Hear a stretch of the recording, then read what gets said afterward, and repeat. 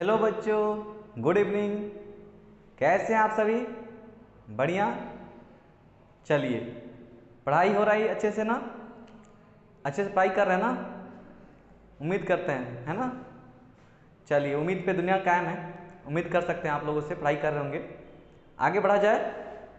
आगे बढ़ते हैं और आज लेंगे हम लोग lecture number 11, unit and dimension का लेक्चर नंबर 11, जिसमें हम लोग जो पीछे लेक्चर में लेक्चर 10 में जो बात किए थे एरर एनालिसिस पे, उस पे क्वेश्चन एक क्वेश्चन लगाएंगे, उस कंसेप्ट पे एक क्वेश्चन सॉल्व करेंगे and then combination of error के बारे में आज पढ़ेंगे। ठीक है, चलिए। उससे पहले लेक्चर नंबर 10 में क्या पढ़े थे याद है आपको? Error analysis. ठीक है, क्या पढ़े थे? एरर एनालिसिस पढ़े थे, है ना? एरर एनालिसिस में आपने क्या देखा था?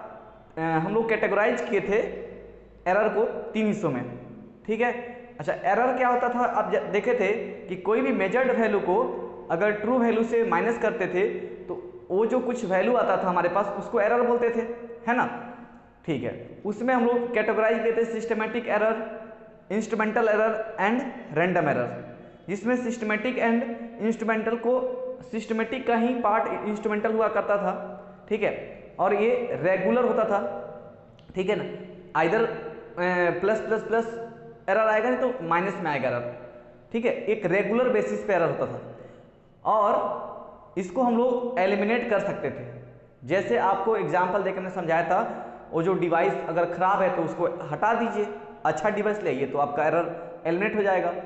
आपका स्केल टूटा हुआ है कहीं से, आप ऐसा स्केल लाइए जहाँ 0 से स्टार्ट हो, तो आपका वो एरर खत्म हो जाएगा। या फिर आपका अगर टूटा हुआ स्केल से मेजर कर रहे हैं तो आप अगर मान लीजिए 1 mm का टूटा हुआ स्केल है, आप 1 से स्टार्ट कर रहे हैं 1 mm से, तो आप अपने रीडिंग में 1 माइनस कर लीजिए, वो आपका एग्जैक्ट वैल्यू हो जाएगा। इस तरीके से आप उस एरर को एलिमिनेट कर पाते थे। लेकिन जब बात आती थी रैंडम एरर की, उसमें हम लोग देखे थे कि टेम्परेचर वेरिएशन से, हवा के वेरिएशन से, या फिर कुछ भी मतलब कि ऐसा पैरामीटर जिससे मैंने उसके वैरी होने से हमारा मेजरमेंट ऊपर नीचे होना ही होना होता है। ठीक है, अगर हवा चलते रहेगा या टेम्परेचर वेरी करता रहेगा तो एरर आएगा आएगा। ठीक है, और भी बहुत सारे रीजन होते हैं, बट इतना समझिए रैंडम एरर हम लोग का इरेगुलर होता है, कभी प्लस में आ जाएगा, कभी माइनस में, कभी ज़्यादा वैल्यू आएगा, कभी कम वैल्यू आएगा। ठीक है, तो उस रैंडम एरर को कम करने के लिए हम लोग पढ़े थे कि उसमें क्या करते थे, हम लोग नंबर ऑफ रीडिंग बढ़ा देते थे। नंबर ऑफ रीडिंग बढ़ाने से क्या मिलेगा आपको? आप ट्रू वैल्यू जो होता था उसका एक्चुअल जो वैल्यू होता है उसके और आप एटलीस्ट अप्रोच कर सकते हो। और वो अप्रोच करने का तरीका क्या था? मैथमेटिकली हम लोग क्या करते थे, उन सभी हमारा जो एक्सपेरिमेंटली डाटा जो कलेक्ट करते थे हम लोग, अलग अलग नंबर ऑफ एक्सपेरिमेंट करते थे, उन सभी का हम लोग एवरेज निकालते थे। एवरेज निकालने से जो वैल्यू आता था उसको हम लोग ट्रू वैल्यू बोलते थे। ठीक है, और उसके बाद हम लोग बात किए थे मीन एब्सोल्यूट एरर के बारे में, then mean absolute error, then relative error and percentage error. उसी कंसेप्ट पे एक क्वेश्चन करेंगे। ठीक है, क्वेश्चन कुछ ऐसा होगा जिसमें हम लोग को दिया होगा time period of pendulum. Pendulum याद है, जब एक वायर होता है उसके नीचे बॉब लटका होता है और जब वो ऐसे ऐसे आगे पीछे टू एंड फ्रो मोशन करता है, उसी को पेंडुलम बोलते हैं। आपके घड़ी में आप जो देखे होंगे वो ऐसे एक पेंडुलम टाइप घड़ी होता है। ठीक है, उसको पेंडुलम बोलते हैं। उसका टाइम पीरियड क्या होता है? अगर आप यहाँ पे एक बॉब ऐसे है, ठीक है, और आप यहाँ पे ऐसे छोड़ रहे हैं तो ये यहाँ से ऐसे जाएगा, देन यहाँ से फिर जब यहाँ पे आएगा तो 1 टाइम पीरियड कंप्लीट करता है। ठीक है, तो उसी टाइम पीरियड का मेजरमेंट लेना है, उस टाइम पीरियड को बताना है हम लोगों को कि उस हमारे पेंडुलम का क्या टाइम पीरियड है, उसको हम लोग कैलकुलेट करना है। तो आप बताइए, अगर आप इसको यहाँ से आप रिलीज कर रहे हैं इस पेंडुलम को, ये यहाँ से यहाँ जाएगा, देन यहाँ से यहाँ आएगा, और आपके हाथ में होगा स्टॉप वॉच। जैसे आप रिलीज किए, आप स्टॉप वॉच ऑन कर देंगे, फिर जैसे अब यहाँ से यहाँ आएगा स्टॉप वॉच बंद कर देंगे, फिर आप नोट करेंगे रीडिंग कि कितना आया है। ठीक है, तो हो सकता है उसमें जब आप स्टॉप वॉच दबाए हो और जब रिलीज किए हो उसके बीच में कुछ टाइम लैग कर गया हो, कुछ ऊपर नीचे हो गया होगा। ठीक है, ये वेरी करेगा, कभी ये पहले रिलीज होएगा तभी स्टॉप वॉच दबेगा, तब उस समय हम लोग का कुछ अलग टाइम आएगा, कभी स्टॉप वॉच दब जाएगा फिर ये रिलीज होगा। आप एकदम एक्यूरेटली नहीं बोल सकते कि मेरा स्टॉप वॉच जब दबा था, स्टार्ट हुआ था और ये दोनों एक साथ हुआ था। आप 100% गारंटी के साथ नहीं बोल सकते उस बात को। समझ में आ रहा है बात? क्लियर हो रहा है ना? तो इस तरीके से उसका एक्चुअल टाइम पीरियड कितना होगा उसको मेजर करने के लिए हम लोग क्या करेंगे, हम लोग उसका रीडिंग बढ़ा देंगे, कम से कम 7-8 रीडिंग लेंगे या फिर 4-5, कम से कम समझने के लिए एक एग्जांपल ले रहा हूँ, 4-5 रीडिंग लेंगे, उसके बाद हम लोग सॉल्व करेंगे। ठीक है, समझ गए? तो चलते हैं क्वेश्चन लेते हैं। क्वेश्चन कुछ ऐसा है हमारे पास,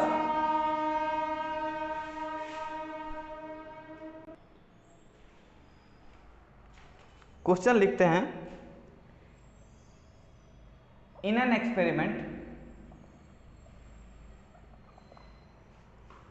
the time period of oscillation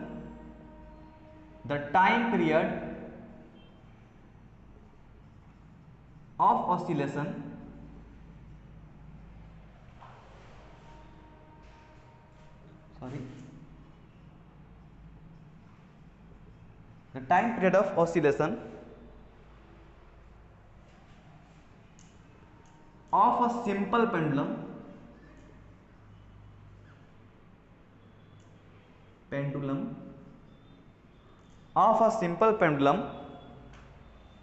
is measured and the readings are, क्या क्या रीडिंग मिला? फर्स्ट जो हम लोग मेजर किए उसमें हमारा रीडिंग आया 3.63 सेकेंड, सेकेंड रीडिंग आया 3.56 सेकेंड, कुछ ऐसे ही रेंडमली वैल्यू लिया गया है।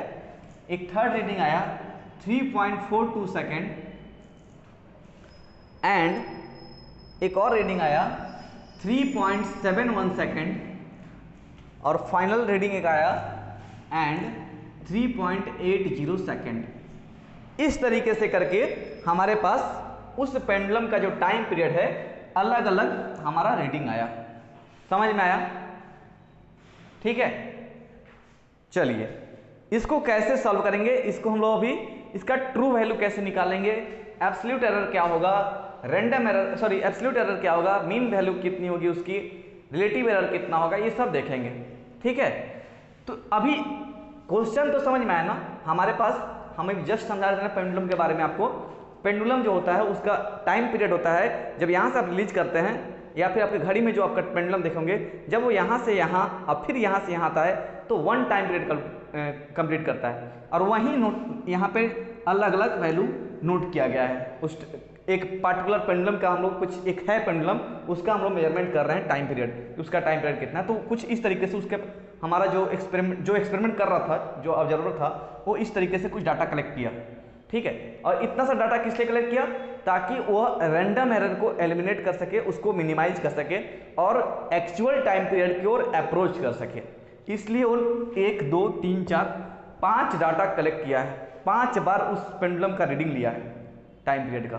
ठीक है, तो हम लोग काम करते हैं, हम लोग यहाँ पे अगर इसका आंसर सॉल्व करने के तरीका देखेंगे कैसे करेंगे या इसका आंसर कैसे हो जाएगा। देखिए हमारे पास एक T1 क्या दिया है 3.63 सेकेंड, T2 क्या दिया है 3.56 सेकेंड, देन T3 क्या दिया है, T3 दिया है 3.42 सेकेंड, अगेन T4 कितना दिया है 3.71 सेकेंड एंड फाइनली T5 कितना दिया है 3.80 सेकेंड। तो ये तो इंडिविजुअल उसका वैल्यू हो गया जो उसने एक्सपेरिमेंट करके निकाला है अलग अलग टाइम पीरियड। अब इसका ट्रू वैल्यू निकालेंगे हम लोग। फर्स्ट बात करेंगे किसका, ट्रू वैल्यू का। ट्रू वैल्यू हम लोग मान लेते हैं इसको कैपिटल T से डिनोट कर रहा हूं और ट्रू वैल्यू इक्वल टू क्या होता है mean of individual time period, individual time period. समझ में आ रही है आप लोग को? इसका अगर हम लोग मीन निकाल लेंगे सभी टाइम अलग अलग टाइम पीरियड का तो हमें ट्रू वैल्यू मिलता था, याद है आपको बताया था हमने। तो मीन इसका निकालेंगे तो क्या हो जाएगा mean T1 plus T2 plus T3 plus T4, ऐसे ही मीन निकालते थे ना बचपन के क्लासों में। डिवाइडेड बाई कितना है टोटल 5 है तो 5 से डिवाइड करते हैं, ऐसे ही तो मीन निकलता है ना। और ये हमें क्या देगा T का वैल्यू देगा। तो यहाँ से हम लोग और आगे बढ़े तो क्या हो जाएगा, इसको ऐड करेंगे T1 को तो हो जाएगा 3.63 second plus 3.56 second plus 3.42 second plus 3.71 second plus 3.80 second whole divided by 5। अब क्या करेंगे हम लोग, इस सभी टाइम को ऐड कर देंगे। ठीक है, तो इसको आप जब ऐड करेंगे तो मैं तो यहाँ से देख कर लिख दे रहा हूँ, आप लोग इसको खुद से ट्राई करेंगे। कितना होगा, 3.62 सेकेंड। अच्छा एक चीज़ ध्यान देंगे, आप जब ऐड करते हैं तो आपको याद है ना एडिशन कैसे किया जाता है, किसी भी हम लोग का जब सिग्निफिकेंट फिगर के ऊपर हम लोग ध्यान रखते हैं कि डेसिमल एडिशन के टाइम डेसिमल के बाद जो सबसे कम सिग्निफिकेंट जहाँ पे दिखेगा वहीं हमारे फाइनल रिजल्ट में सिग्निफिकेंट का रोल प्ले करता है। ये चीज़ हम सिखाया है आपको, एडिशन कैसे करते हैं, ठीक है, सिग्निफिकेंट फिगर का वो आपको हमने सिखा रखा है। खैर यहाँ पे तो आपको दिख जाएगा पॉइंट के बाद सभी में 2 पॉइंट्स दिख रहे हैं, 2 सिग्निफिकेंट फिगर है, तो रिजल्ट में भी हमारे पास पॉइंट के बाद 2 सिग्निफिकेंट फिगर हुआ जो कि है 3.62 सेकेंड। ठीक है, अच्छा इसमें अच्छा ये रिजल्ट आया ना 5 से डिवाइड करके डायरेक्ट आया है, आप अब कर लेंगे इसको ऐड करके, आप खुद 5 से डिवाइड करके देख लेंगे। ठीक है, ये डायरेक्ट मैंने लिख दिया है। ये आपका क्या हो गया, ये आपका ट्रू वैल्यू हो गया। ठीक है, चलिए अच्छा ये जो 3.63 3.56 ये जो आप मेजरमेंट लिए हैं, क्या वो जो मेजरमेंट आपने लिया है इंडिविजुअल मेजरमेंट, क्या वो सब सही मेजरमेंट है? नहीं, ये ट्रू वैल्यू से आप मान रहे हैं कि इसका टाइम पीरियड जो है पेंडुलम का वो 3.62 सेकेंड है। मतलब खैर आप ये नहीं बोल सकते कि यही 100% सही है, ठीक है, लेकिन आप इतना डाटा कलेक्ट करके एक एवरेज निकाले ना तो आप बोल सकते हैं कि नहीं यही मेरा ट्रू वैल्यू है। देखिए ट्रू वैल्यू मैं बार बोलता हूँ, ट्रू वैल्यू आप निकाल नहीं सकते, कभी नहीं बोल सकते कि यही ट्रू वैल्यू है 100% गारंटी के साथ, आप नहीं बोल सकते। बट आप बोल सकते हैं कि मेरा जो वैल्यू है ट्रू वैल्यू की ओर अप्रोच कर रहा है। ठीक है, मतलब मैं लगभग ट्रू वैल्यू के आसपास ही हूँ। ठीक है, बट ये भी पूरा सही नहीं है, तो हम लोग क्या बोलते हैं, अब ट्रू वैल्यू इसको मान लिए और आपका ये सब जो वैल्यू इंडिविजुअल वैल्यू सब है वो ट्रू वैल्यू से कुछ आगे पीछे है, तो मतलब आपका कुछ ना कुछ ये सब जो इंडिविजुअल लिए हैं मेजरमेंट वो तो सही नहीं है, कुछ ना कुछ आगे पीछे एरर है आपका। तो वो एरर हम लोग कैसे निकालते हैं, तो हम लोग जानते हैं एरर इक्वल टू क्या होता है, measured value minus true value, यही ना होता है, sorry true value minus measure value होता है, सॉरी एरर बराबर होता है किसके, true value minus measured value. ठीक है, आप उल्टा भी कर सकते हैं, कोई फर्क नहीं पड़ता, आप इसको इससे माइनस कीजिए ना, क्या दिक्कत है, नेगेटिव आएगा चाहे पॉजिटिव आएगा, यही दोनों वैल्यू आएगा ना, आपको तो मॉड डाल देना है। मीन जब निकालते हैं है ना, मीन मीन एब्सोल्यूट बोल रहा हूँ, सॉरी एब्सोल्यूट एरर जब निकालते हैं तो आप जानते हैं आप इससे इसको माइनस करेंगे तो कुछ जगहों पे ये प्लस आएगा, कुछ जगहों पे माइनस आएगा, या फिर उससे इससे माइनस करेंगे तो भी वही चीज़ होगा। तो आपको तो मॉड डाल देना है, मतलब ही नहीं है आप इसको इससे माइनस कीजिए उससे इससे माइनस कीजिए, तो आप याद रख लेंगे यही। शायद मैंने measured value minus true value लिखा है ना, कोई बात नहीं, आप उल्टा कर लेंगे वहाँ पे, true value minus measured value. खैर इससे कोई खास फर्क नहीं पड़ेगा, मैं बार बार बोल रहा हूँ, आप ट्रू वैल्यू से मेजर वैल्यू माइनस कीजिए, मेजर से ट्रू वैल्यू माइनस कीजिए, आपका वही एरर शो करेगा। और एरर चूंकि नेगेटिव में आ रहा है, लेकिन हम लोग एरर जब ऐड करते हैं किसी चीज़ का तो उसको माइनस नहीं कहता, एरर नेवर सब्सट्रैक्टेड, कभी भी आपका जब एरर सब अलग अलग एरर अगर ऐड करना हो और उसमें एक एरर कुछ प्लस है कुछ माइनस है, ठीक है, आप मान लीजिए अलग अलग मेजरमेंट किए हैं, उसमें कुछ एरर ऊपर जा रहा है, कुछ एरर नीचे आ रहा है, तो कुछ में प्लस एरर आ रहा है, कुछ में माइनस एरर आ रहा है, और सभी एरर को जब ऐड करना हो उस एक्सपेरिमेंट के लिए कि हाँ इसमें एरर कितना रहा, तो आप नेगेटिव वाले वैल्यू को भी ऐड ही करेंगे। ठीक है, इसलिए इस फॉर्मूला पे कोई फर्क नहीं पड़ने लगा, आप ट्रू से माइनस कीजिए मेजर को या फिर मेजर से माइनस कीजिए ट्रू वैल्यू को। क्या बात समझ में आ रहा है ना आप लोग को? ठीक है, चलिए तो आगे बढ़ते हैं, बात करते हैं एब्सोल्यूट एरर। आप जानते हैं कि ये जो ट्रू वैल्यू मान लिया गया, ठीक है, तो इससे जो इंडिविजुअली हमने जो मेजर किया था वैल्यू टाइम पीरियड निकाला था वो देखिए आगे पीछे है, ये भी सही तो है नहीं, है ना, तो इसको हम लोग कैसे निकालते हैं, तो उसको एब्सोल्यूट एरर बोलते हैं। एब्सोल्यूट एरर अगर डेल्टा T1 का बात किया जाए, ये T1 मेजरमेंट जब लिया गया था उसमें कितना का एरर रहा, अगर ये ट्रू वैल्यू है हमारा, मान लिए ना ये हमारा ट्रू वैल्यू है, अब तो इससे कितना हमारा T1 वैल्यू क्या था, तो कैसे निकालेंगे, ट्रू वैल्यू माइनस T1 और इसका मॉड, तो कितना हो जाएगा जी, T मतलब कितना 3.62 सेकेंड माइनस 3.63 सेकेंड, माइनस करने से कितना आएगा माइनस 0.01 सेकेंड, और मॉड डाल दिए हैं तो ये कितना हो जाएगा 0.01 सेकेंड। देखिए मॉड डाल दिए। अच्छा, इससे इसको माइनस करते, उल्टा माइनस करते तो पहले से ही प्लस देता, तो फिर मॉड में प्लस रहे तो प्लस ही रहता है, तो इतना ही तो आता है एरर, 0.01 सेकेंड का ही तो एरर आता, समझ रहे हैं ना बात। ऐसे ही अगर आप बात करेंगे डेल्टा T2 कितना हो जाएगा T माइनस T2, इसका मॉड T माइनस T2 मतलब T हमारा 3.62 सेकेंड है और T2 कितना है 3.56 सेकेंड, इसको माइनस करने से कितना हो जाएगा, इसको माइनस करने से आएगा वैल्यू आपको 0.06 सेकेंड, और ये तो प्लस है तो प्लस में मॉड डालने से प्लस ही आता है, ठीक है, माइनस प्लस बन जाता है, प्लस प्लस ही रह जाता है, 0.06 सेकेंड। सिमिलरली डेल्टा T3 भी लिख सकते हैं ऐसे, T minus T3 3.62 second minus T3 कितना है 3.42 सेकेंड, इसको आप माइनस करने से कितना आ जाएगा वैल्यू, देखिए 0.20 सेकेंड, तो ये प्लस ही है तो प्लस ही रह जाएगा 0.20 सेकेंड।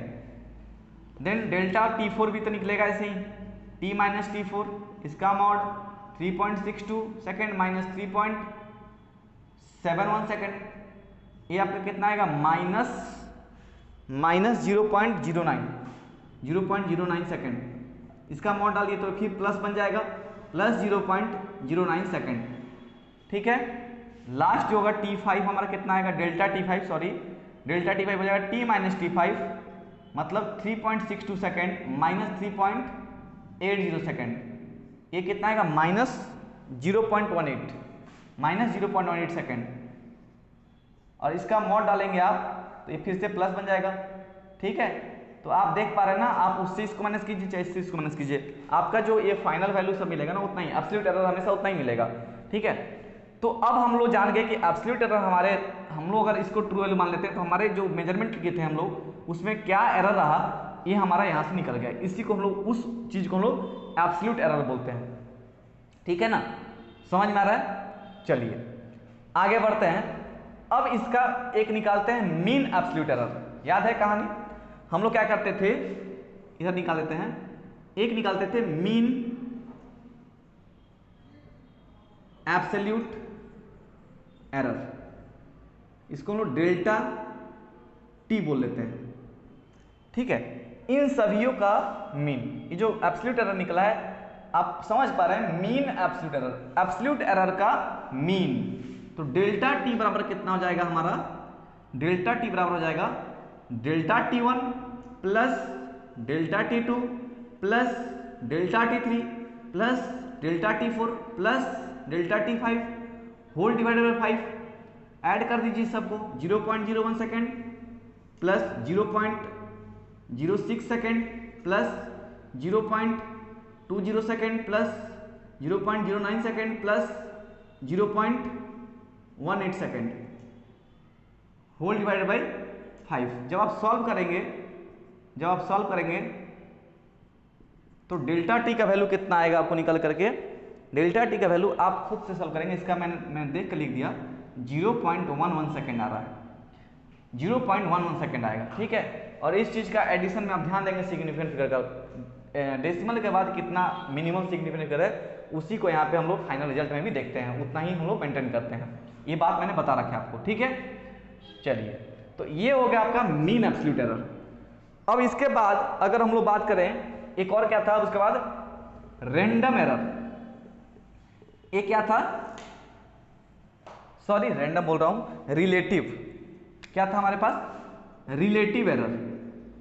रिलेटिव एरर कितना निकलेगा, रिलेटिव एरर याद कीजिए कितना कितना लिखे थे। रिलेटिव एरर का फॉर्मूला क्या था? रिलेटिव एरर का फॉर्मूला हम लोग लिखे थे delta x mean absolute error upon true value या फिर मीन वैल्यू, इसका मीन वैल्यू डेल्टा एक्स उसमें लिखे थे। यहाँ पे फिलहाल कितना है? डेल्टा टी अपॉन टी, ये जो ट्रू वैल्यू था ना उसको डिवाइड कर देते हैं तो ये कितना निकल जाएगा? डेल्टा टी आया 0.11 सेकेंड और हमारा टी कितना आया था? 2.62 ना, सॉरी 3.62 सेकेंड। तो इसको सॉल्व करने से आपका वैल्यू कितना आएगा? सॉल्व करने से इसका वैल्यू कितना आएगा आपको? इसको सॉल्व कीजिए, इसको कैलकुलेट कीजिए कितना आएगा। हम क्या करते हैं, हम यहीं पे छोड़ देते हैं, आप सॉल्व कीजिएगा, ये आपके लिए, ये आपका होमवर्क, ठीक है। हम क्यों इतना सॉल्व करें, हम क्यों इतना मेहनत करें? मेहनत तो आपको करना है, हम तो समझा रहे हैं ना, आपको समझ में आ गया ना। इसको डिवाइड करने नहीं आएगा आपको, और डिवाइड करने का रूल नहीं जानते आप लोग। इन दोनों में जिसमें कम सिग्निफिकेंट फिगर होगा उसको मेंटेन करते हैं हम लोग फाइनल रिजल्ट में, आता है ना, ठीक है। उम्मीद करते हैं आता होगा, राउंडिंग अब कर लेंगे, अगर ज़्यादा होगा तो सिग्निफिकेंट फिगर। रिलेटिव एरर आ गया। अब आता है लास्ट परसेंटेज एरर। बस कुछ नहीं, 0.11 बाई 3.62 इंटू 100 कर दीजिए। अब जो रिजल्ट आएगा वही परसेंटेज एरर हो जाएगा। ये कितना हो जाएगा? 11 बाई 3.62 उतना परसेंट है ना। अब काट कुट कीजिए, 3 point something 2 point something percent आएगा एरर का, उसमें 2 पॉइंट समथिंग एरर है, ठीक है। समझ में आया? समझ में आया ना? चलिए, उम्मीद करते समझ गए होंगे। अच्छा, एक चीज़ और देखिए, कभी भी जब आप किसी, अब इसका टाइम पीरियड फाइनली अब रिप्रेजेंट करेंगे लैब में कि हमारा जो पेंडुलम का टाइम पीरियड जो आया, टाइम पीरियड आया, तो सिर्फ ट्रू वैल्यू नहीं लिखेंगे, सिर्फ 3.62 सेकेंड लिख करके देंगे तो काट देगा एग्जामिनर, चाहे जो भी लैब में जो इवैल्यूएट कर रहा होगा। क्योंकि आप क्या करेंगे उसमें 3.62 सेकेंड के साथ साथ हम लोग क्या करते हैं, plus minus mean absolute error को ऐड कर देते हैं। मतलब कहने का यह है कि जो हमारा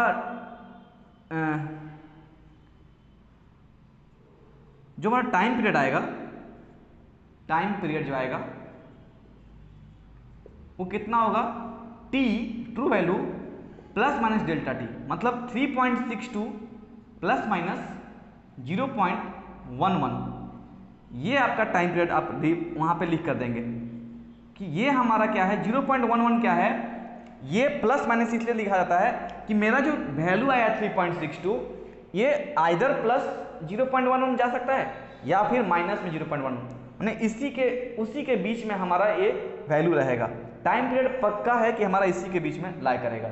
इसलिए फाइनल रिजल्ट हमेशा जब आप रिप्रेजेंट करेंगे ना टाइम पीरियड का, तो सिर्फ 3.62 लिखेंगे सेकेंड तो काट दिया जाएगा, ठीक है। साथ में आप इस मीन एब्सोल्यूट एरर को भी वहां पे ऐड करते हैं प्लस माइनस के साथ।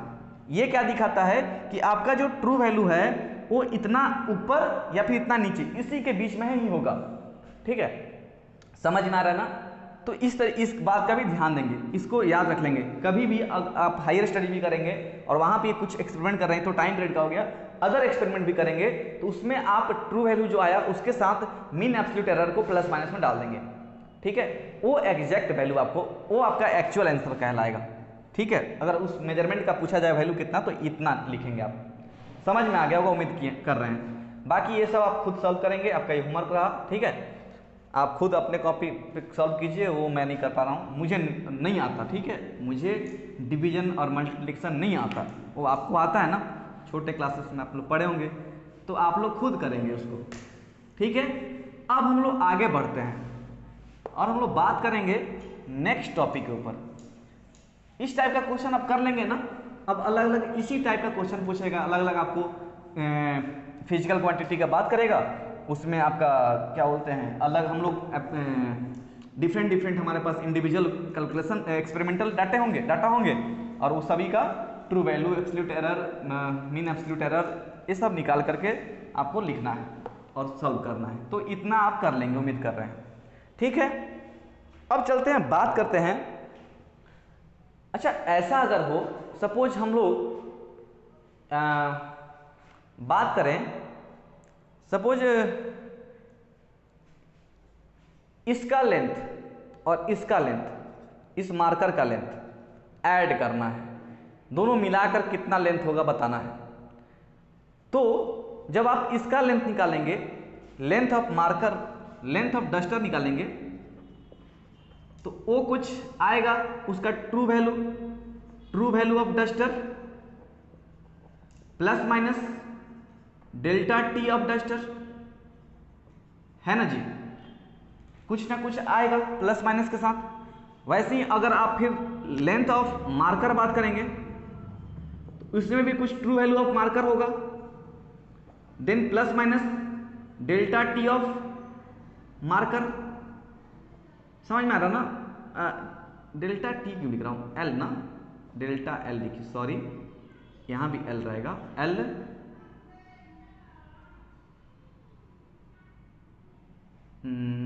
एल एल, यहां पे भी एल, समझ रहे ना? अच्छा ये दोनों आप काट मत दीजिएगा, मतलब ये कहने का मतलब है length of duster is will be equal to true value of that duster, ठीक है।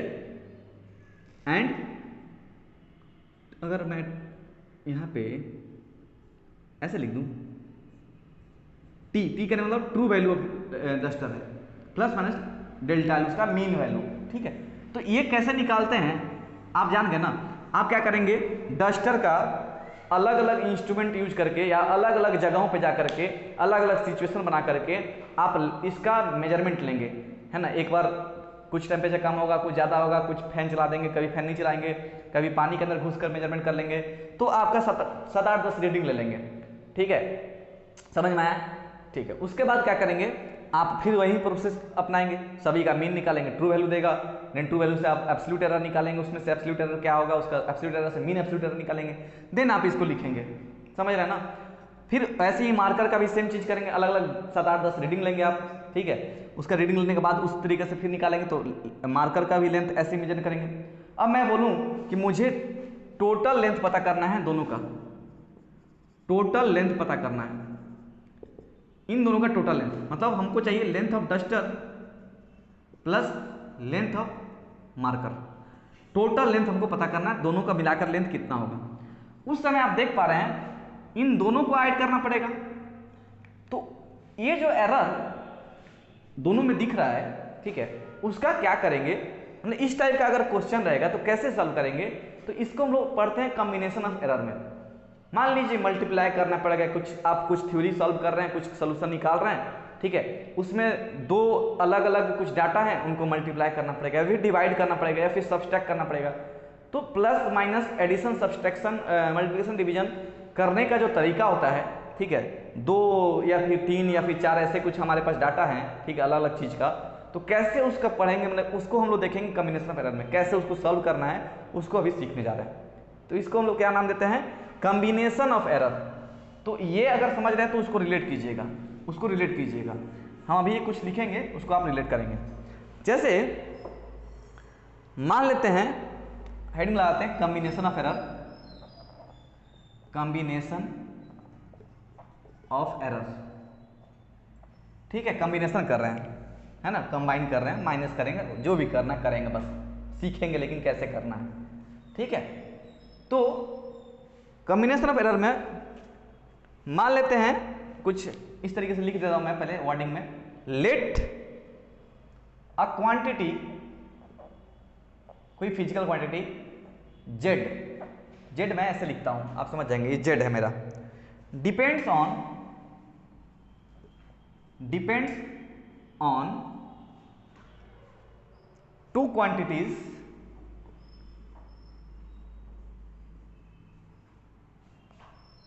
Late say A and B. तो हम लोग क्या बोल रहे हैं, जो जेड है, जो फिजिकल क्वांटिटी हम लोग मेजर कर रहे थे, जो जैसे अभी लेंथ का एग्जांपल दे रहा था, तो वो ए और बी पे डिपेंड कर रहा है, मतलब उस मार्कर का, इस मार्कर का लेंथ और उस डस्टर का लेंथ को दोनों को ऐड करना हो, सपोज मैंने ऐड छोड़िए बाद में, ए और बी, वो ए है सपोज और डस्टर बी हो गया, उन दोनों का लेंथ हम लोग लिख रहे हैं, और उसका कॉम्बिनेशन हम लोग को क्या देगा, क्वांटिटी देगा जेड। अब इसको ऐड करेंगे ना, सब्सट्रैक्ट हमारे सिचुएशन पे डिपेंड करेगा, हम लोग को क्या बोला गया है, मान लीजिए सब्सट्रैक्शन बोलेगा तो सब्सट्रैक्शन कर देंगे, एडिशन बोलेगा एडिशन कर देंगे, डिवीजन वाला डिवीजन करेंगे, मल्टीप्लिकेशन वाला मल्टीप्लिकेशन कर देंगे। बट इतना समझ रहा है ना, जेड हम लोग का जो है फिजिकल क्वांटिटी वो इन ए और बी पे डिपेंड करता है। ठीक है, चलिए अब देखिए फर्स्ट बात करेंगे एडिशन। फर्स्ट बात कर लेते हैं एडिशन का। अगर आप जेड को हासिल करने के लिए, प्राप्त करने के लिए ए को बी के साथ ऐड कर रहे हैं, ठीक है, आप देखिए अगर ए को मेजरमेंट कर रहे थे तो उसमें कुछ ना कुछ मीन एब्सोल्यूट एरर आ रहा था, बी को मेजरमेंट करने में भी कुछ ना कुछ मीन एब्सोल्यूट एरर आप ऐड कर रहे थे। तो जब आपका ऐड करेंगे दोनों को, दोनों में आप लिखे हैं कि प्लस माइनस कुछ ना कुछ ऊपर नीचे है, बी में भी है और ए में भी है, तो जब जेड हम लोग को जो मिलेगा उसमें भी तो कुछ प्लस माइनस ऊपर नीचे होगा, उसमें भी तो कुछ एरर का ऊपर नीचे आएगा। इसको कैसे करेंगे वही अभी सिखा रहे हैं आपको, ठीक है। तो मान लेते हैं जेड में जो एरर आया वो आया Z plus minus delta Z, और एक कब आया, जब आप, चूंकि ए जो है वो ए नहीं है, A plus minus delta A है, plus B plus minus delta B. नहीं समझे, हम बोल रहे हैं ना कि A plus minus delta A है, ए एक्चुअली ए नहीं है, ए का एक्चुअली तरीका लिखने का ये है हम लोग का। हम लोग जैसे टाइम पीरियड में टी लिखते थे, प्लस माइनस डेल्टा टी लिखे थे, अलग अलग, मैं बोला था कि अलग अलग पैरामीटर, अलग अलग आपका फिजिकल क्वांटिटी का अब आप कुछ एक्सपेरिमेंट कर रहे हैं तो आप इस तरीके से रिप्रेजेंट करेंगे, उसका ट्रू वैल्यू प्लस माइनस उसका मीन एब्सोल्यूट एरर। तो ए में मान लेते हैं ट्रू वैल्यू ए है और प्लस माइनस डेल्टा है उसका मीन एब्सोल्यूट एरर है, बी में भी कुछ ना कुछ ऐसे ही होगा, B plus minus delta B. तो जब आप दोनों को ऐड करेंगे तो उसके रिजल्ट में भी तो कुछ प्लस माइनस का चेंज आएगा, मीन एब्सोल्यूट एरर आएगा, समझ रहे ना। तो इस तरीके से हम लोग बोल सकते हैं ना कि अगर ए प्लस बी कर रहा हूं तो उसका रिजल्ट में भी Z plus delta plus minus delta Z हो जाएगा। अब यहां से आगे बढ़ते हैं, तो ये जाएगा Z plus minus delta Z equal to A plus B then plus minus delta A plus minus delta B. इसको मैंने इधर ले आया, इसको इधर ले गया, इस दोनों से एक साथ रख दिया, इस दोनों को एक साथ रख दिया। अच्छा, जेड प्लस माइनस क्या बन जाएगा, delta Z equal to A plus B क्या है, जेड ही तो है, तो ए प्लस बी को मैं जेड लिख सकता हूं, और इसमें प्लस माइनस अगर आप इसको ले आते हैं कॉमन तो ये जाएगा delta A plus delta B, ठीक है। तो यहां से जेड से जेड कट जाएगा तो डेल्टा जेड कितना मिलेगा, delta A plus delta B. तो इतना आप समझ गए कि अगर आप दो पैरामीटर, दो क्वांटिटी को ऐड करते हैं तो उसका जो मीन एब्सोल्यूट एरर होता है वो क्या होता है, ऐड हो जाता है। मतलब जेड जो आएगा वो जेड ए प्लस बी तो करेंगे ही। अभी मैं एग्जांपल ले लेता हूँ एक ठो, मान लेते हैं इस लेंथ, दो हमारे पास मार्कर है, अलग अलग कंपनी का अलग अलग लेंथ होगा। एक मार्कर L1 है, उसका लेंथ है 3.5 प्लस माइनस 0.2 सेंटीमीटर, और एक L2 है, उसका है 4.5 प्लस माइनस 0.12 सेंटीमीटर, ठीक है। ये उसका मीन एब्सोल्यूट एरर है। अब हम लोग बोल रहे हैं दोनों का बताओ लेंथ, L टोटल बताओ, टोटल लेंथ कितना होगा, L1 प्लस L2 करेंगे। तो L1 प्लस L2 हम लोग पहले जो आप क्या करेंगे, जैसे आप एडिशन बचपन में सीखे थे दोनों को ऐड कर लेंगे। तो L1 प्लस L2 कितना आ जाएगा, L1 प्लस L2 कितना आ जाएगा उसको पहले निकाल लेंगे। पहले कितना हो जाएगा L1 प्लस L2, 5 5 10 0 4 3 7 एंड 8.0, ठीक है। और साथ में आप क्या करेंगे, प्लस माइनस लगा करके इन दोनों वैल्यू को ऐड करके बस लिख देंगे। तो 0.20 0.12 कितना हो जाएगा, 2 का 2 3 का 3 0 प्लस माइनस 0.32। मतलब अगर आप दो क्वांटिटी को ऐड करते हैं और उसमें मीन वैल्यू डेल्टा है डेल्टा बी है तो टोटल रिजल्ट में आपका वो क्या होता है, दोनों ऐड हो जाता है, ठीक है। डेल्टा जेड लिखाएगा, ये हमारा एक्चुअली रिजल्ट है, तो जेड के साथ वो delta Z add plus minus add हो जाता है। उम्मीद करते हैं समझ में आ गया होगा। अच्छा, सब्सट्रैक्शन में भी हम लोग का ई होगा, अगर Z equal to A minus B कर रहे हैं तो आपका फिर से मैं बोला था ना, बताया था, कभी भी एरर जो होता है ना वो माइनस नहीं होता, वो हमेशा ऐड होता है। तो जेड अगर आपका लेंथ का डिफरेंस पूछता, डिफरेंस पूछता, सपोज डेल्टा एल टोटल कितना होगा, चेंज इन लेंथ कितना होगा, दोनों में कितना चेंज हुआ। तो अगर इससे इसका माइनस कर रहे हैं तो ये कितना लिखा है आंसर, 4.5 माइनस 3.5 कितना 1.0। देन प्लस माइनस, ये दोनों माइनस नहीं करेंगे भूल से भी नहीं, फिर से ऐड कर देंगे, वही हो जाएगा प्लस माइनस 0.32 सेंटीमीटर, ये हो जाएगा आंसर। तो आइदर आप जेड ए और बी को आप ऐड करें या फिर आप सब्सट्रैक्ट करें, हमेशा जो आपका ये जो वैल्यू दिख रहा है ये तो जैसे आप बचपन में पढ़े थे वैसे ही होगा, जैसे आप अलजेब्रा में ऐड करते थे। बट आपका जो एरर, जो मीन एब्सोल्यूट एरर दे रहा है ना, वो हमेशा ऐड करेंगे, चाहे वो प्लस कर रहे हो चाहे वो माइनस कर रहे हो। बस चलिए, उम्मीद करें समझ में आ गया अब आप लोगों को। आगे बढ़ते हैं, नेक्स्ट हम लोग बात करेंगे एडिशन सब्सट्रैक्शन हो गया, वैसे ही मल्टीप्लिकेशन बताऊंगा, डिवीजन में भी वही रूल अप्लाई होता है। ठीक है, इतना आप माथा पिच नहीं करेंगे, आराम से बस जैसे मैं बता रहा हूँ ऐसे करके खत्म करेंगे इस चीज को। इसमें आगे बढ़ते हैं, अब बात करेंगे किसका, मल्टीप्लिकेशन का। मल्टीप्लिकेशन, मल्टीप्लिकेशन मतलब जेड को क्या, जेड इक्वल टू क्या होगा, ए इंटू बी। अब जब ए इंटू बी होगा तो उसमें भी कुछ ना कुछ एरर का कुछ आएगा, है ना, उसमें एरर कुछ ना कुछ होगा, रिलेटिव एरर कुछ ना कुछ आएगा। ठीक है, तो अगर आप Z equal to A plus B लिख रहे हैं तो आप ऐसे लिख सकते हैं, आप ऐसे लिख सकते हैं Z plus minus delta Z equal to कितना बन जाएगा, ये बन जाएगा A plus minus delta A multiply with B plus minus delta B. तो यहां से सॉल्व कीजिए, ये दोनों को सॉल्व कीजिए, इसके साथ इसको, इसके साथ इसको, इसके साथ इसको, इसके साथ इसको, क्या बन जाएगा, A B plus minus A delta B plus minus B delta A, sorry हाँ बी डेल्टा ए, अरे मल्टीप्लिकेशन आता है ना, इसके साथ इसको, इसके साथ इसको, ठीक है, साइन जैसा होगा वैसे रखेंगे, फिर प्लस माइनस है तो प्लस माइनस रख दिए, फिर इसके साथ इसको, देन इसके साथ इसको, फिर यहाँ पे क्या है, प्लस माइनस है, plus minus delta A into delta B. ठीक है, ये हो गया आपका मल्टीप्लिकेशन, ये होगा Z plus minus delta Z.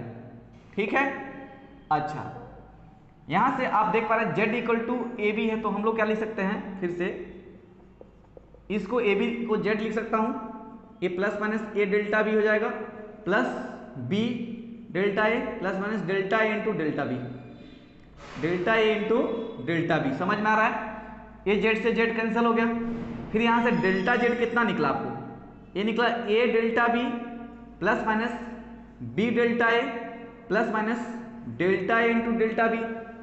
अब देखिए डेल्टा ए क्या होगा, डेल्टा ए किस में होता है 0.12,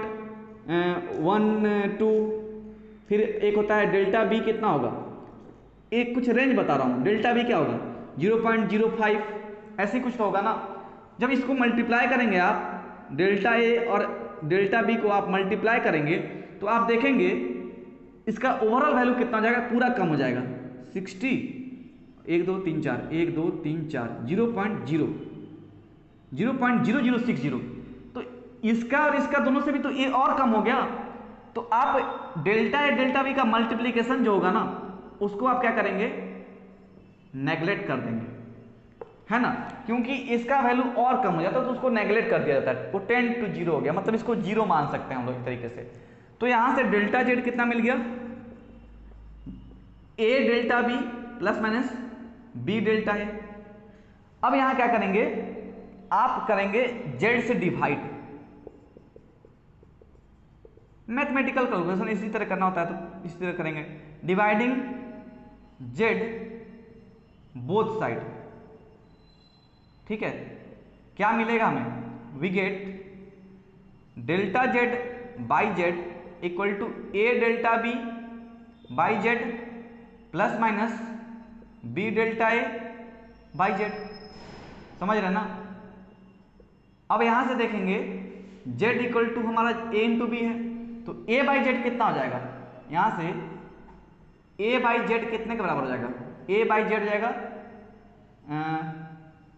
1 बाई बी के बराबर होगा ना जी।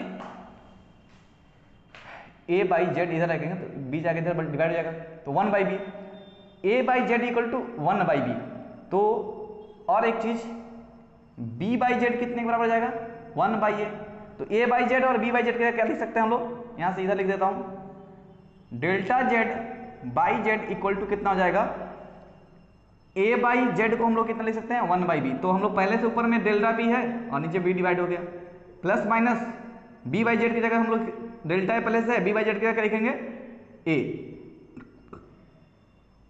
तो आपका अगर मल्टीप्लीकेशन होता है उस समय एक रिलेटिव एरर आता है, ठीक है। डेल्टा जेड आपका मीन एब्सोल्यूट एरर होता था, उसको जेड से अगर डिवाइड करते थे हमारा, ठीक है, उसका ट्रू वैल्यू से, तो हम लोग को क्या मिलता था, मीन एब्सोल्यूट एरर मिलता था, सॉरी रिलेटिव एरर मिलता था। तो हम लोग अगर कुछ इस दो क्वांटिटी को मल्टीप्लाई करेंगे तो उसमें हम लोग को एक मीन एब्सोल्यूट रिलेटिव एरर हम लोग को प्राप्त होता है, हम लोग को मिलता है, ठीक है, समझ गए। और डिवीजन भी अगर रहेगा ना, अगर सबको जेड इक्वल टू क्या है ए बाई बी दिया है, उसमें भी आपको अगर निकालना है एरर का कुछ रिलेटिव एरर क्या होगा, तो उसका भी फॉर्मूला इतना ही होगा, delta Z by Z equal to हो जाएगा delta B by B plus minus delta A by A, यही होता है, ठीक है, समझ में आया। ए बाई बी कीजिए चाहे ए इंटू बी कीजिए, सेम फार्मूला। उसी तरीके से एडिशन सब्सट्रैक्शन में भी same formula, delta Z equal to delta A plus minus delta B होगा, चाहे वो प्लस कीजिए चाहे माइनस कीजिए। मल्टीप्लिकेशन डिवीजन में भी सेम चीज अप्लाई करेंगे, समझ में आ गया ना। डिवीजन होगा तो भी वही, मल्टीप्लिकेशन होगा तो वही वही, ठीक है। अच्छा एक चीज और साथ में ऐड कर दूं, कहाँ ऐड कर दूं, चलिए यहाँ तक, आपको वहाँ तक हम लिख सकते हैं ना, एकदम लिख सकते हैं, बिल्कुल अच्छा जगह हम लोग को दिए, बहुत अच्छा खासा जगह है। अच्छा ऐसा रहता तो क्या होता, जेड इक्वल टू ए के पावर समथिंग है ना, एन, यहाँ पे बी के पावर एम, एन एम हो गया, चलिए हमको तो एन से बहुत प्यार है, तो एन एम में लिखूंगा मैं, पहले एन फिर एम आएगा। तो यहाँ से अगर इसमें कुछ ऐसा हो, स्क्वायरिंग हो जाए, क्यूबिक हो जाए, है ना, कुछ ऐसा मतलब कि पावर में कुछ आ जाए, उस समय अगर कुछ एरर रिलेटिव एरर निकालना तब क्या करेंगे, तो क्या कहता है डेल्टा जेड बाई जेड, इसका निकलेगा कैसे, एन क्या होता है बस मल्टीप्लाई होता है, बस नीचे उतार देंगे और लिख देंगे delta A by A plus minus M, फिर नीचे उतर जाएगा डेल्टा बी बाई बी, बस कुछ नहीं, खत्म, कुछ था ही नहीं, एक्स्ट्रा कुछ नहीं था। वैसे ही जेड इक्वल टू कितना रहे, ए के पावर एन बाई बी के पावर एम, इसमें भी डेल्टा जेड बाई जेड निकालना हो, सेम चीज अप्लाई हुआ। आप डिवीजन मल्टीप्लिकेशन को एक तरीके से ट्रीट करेंगे, एडिशन सब्ट्रैक्शन को एक तरीके से ट्रीट करेंगे। तो यहाँ से क्या हो जाएगा, ये एन डेल्टा ए बाई ए, ऐसा नहीं कि आप जैसे बचपन में पढ़ते थे ये ऊपर जाएगा पावर, नीचे का वैल्यू ऊपर जाएगा तो माइनस हो जाएगा, बिल्कुल नहीं, है ना, वही ही रहेगा, जैसे प्लस माइनस ही रहेगा फिर से, और ये बन जाएगा M delta B by B.